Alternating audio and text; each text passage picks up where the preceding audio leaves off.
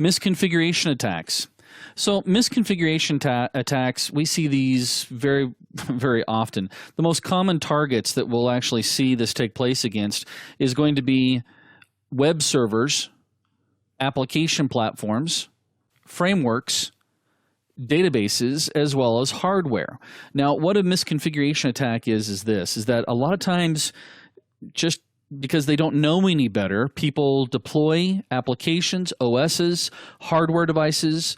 Again, I'll mention the database here in just a second. If somebody throws out an SQL database, there's some default settings that are in play that if you don't know what you're doing and you don't reconfigure, you end up creating some really good targets of opportunity. Now, I mentioned earlier that back in the old days, when you installed Microsoft Server 2000, you got a web server, and that web server was not locked down at all, and it created a lot of issues for us. Again, there are some defaults. When you install an Apache server, there's some defaults that are set up that if you don't change them, you're going to have some issues. Same thing with deploying out an application, and I'm not just talking necessarily about applications, desktop-based applications like Word or Excel, but server-based applications. I mentioned the databases before, SQL. What's the default password for SA?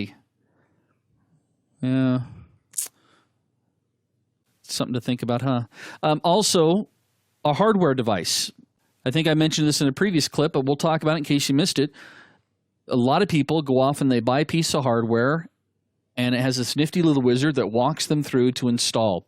The example I always give is you run down to, I don't know, Best Buy or Tiger Direct or wherever, and you order in a new Linksys router, and most of the time we open those up, most end users, they look at the nice little glossy instruction that says turn it on, push a button, see if you can connect up to it, and you're good to go. Well, again, what are the default passwords?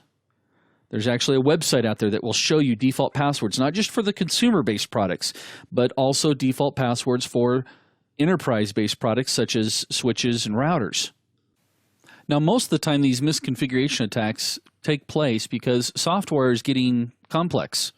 And what do we talk about when it comes to complexity? That typically adds to our security issues.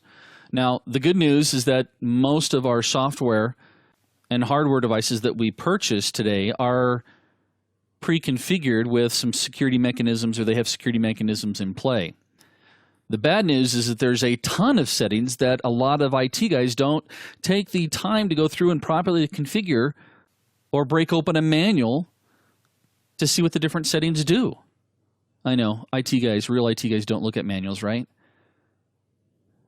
And that's where we come back to that same concept we talked previously, that training is a big issue when it comes to security. Not just the end user, but also when you guys get in a new device or a new piece of software you're going to deploy, I know it takes up a lot of your time and in some cases can cost you money to learn about the security mechanisms built into those devices and applications.